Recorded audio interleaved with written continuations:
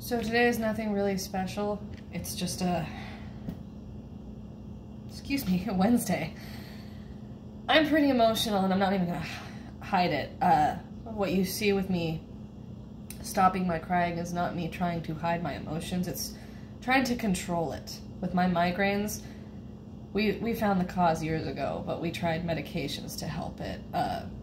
Literal stress and hormones are what cause me my migraines. So when stress like family stuff or bills, getting left behind, or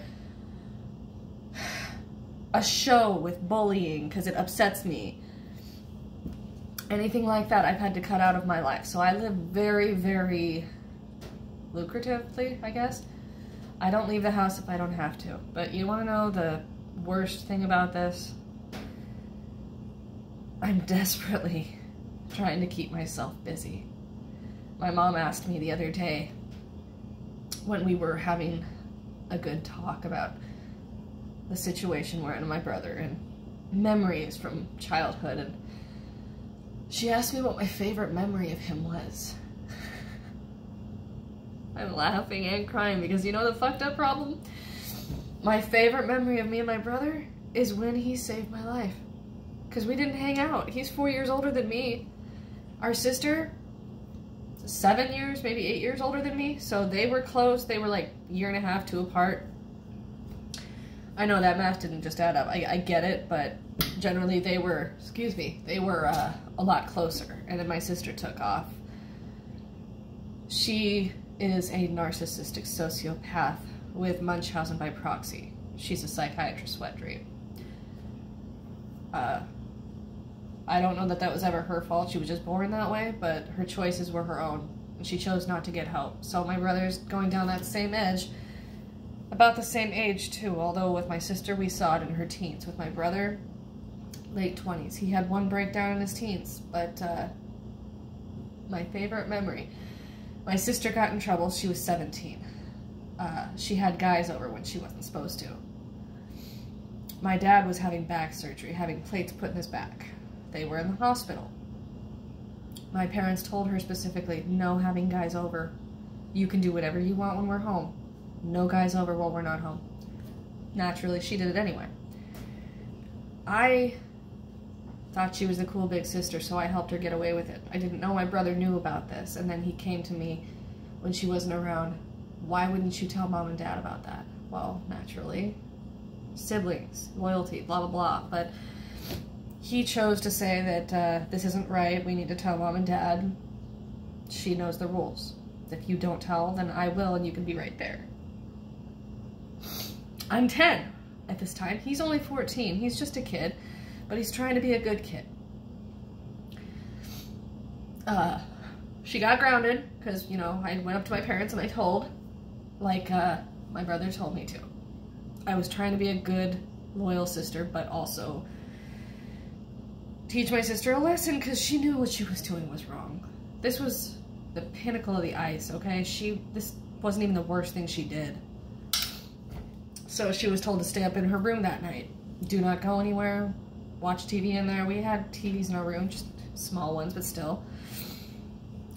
She waited until my mom left to go be with my dad. She came downstairs, grabbed a knife out of my mom's butcher block, came up to me. My brother was sitting 4 feet away. He got up the second he saw the knife, because she was coming right at me. She didn't look like she was going to hurt me. She looked like she was going to scare the shit out of me, which she did, 10 years old. She said, get the fuck up.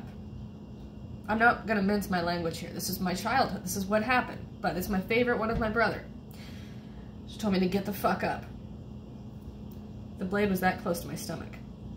I was scared and crying. So my brother shoved me out of the way and he said, get the hell back upstairs. You know the rules. I don't know what you're doing with the knife. And then all of a sudden, yeah, she lunged it right into his gut. Good 2 inches into his gut. I didn't know what the hell to do.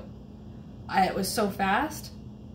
The knife went somewhere else after that. He got it away from her, and they scuffled on the floor for a bit. She used her nails. It was a all-out brawl, guys. I'm sitting there, don't know what to do. My hands are shaking like crazy.